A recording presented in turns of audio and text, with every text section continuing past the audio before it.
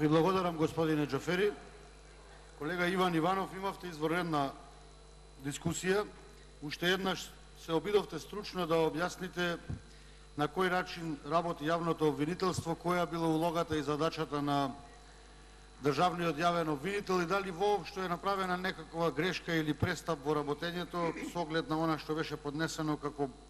образложение во барањето за разрешување на господинот Марко Зврлевски, но сведоци сме сите, особено ние од опозицијата, дека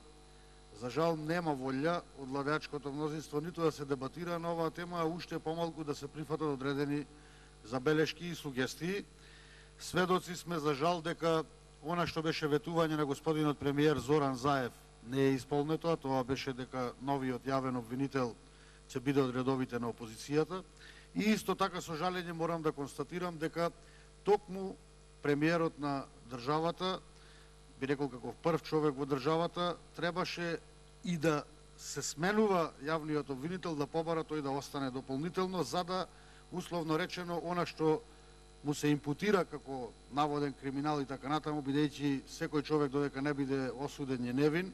требаше токму да побара тој да остане овој обвинител и со ова обвинителска фела, би рекол, да ја докаже својата невиност, но добро, еве, одлучија на друг чекор. Но ние сме должни како опозиција да укажуваме токму на спротивните работи или на она што е добро за граѓаните.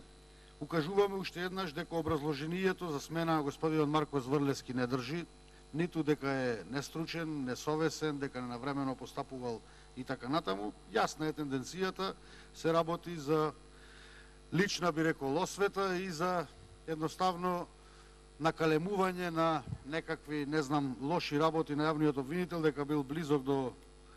власта претходна и така натаму, што не е точно. Очекував дека социјалдемократите ќе го сменат својот пристап кон владењето, бидејќи тоа од нив го очекуваа граѓаните, дека она за жал лоша пракса што се случуваше од времето на Ставре Джиков, Прчевски,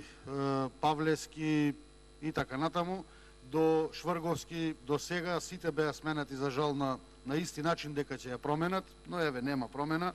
Очекував дека во најмала рака, ако не го дадат обвинителот на опозицијата да го предлага, дека ќе прифатат барем да биде предложен и изгласан со 2/3,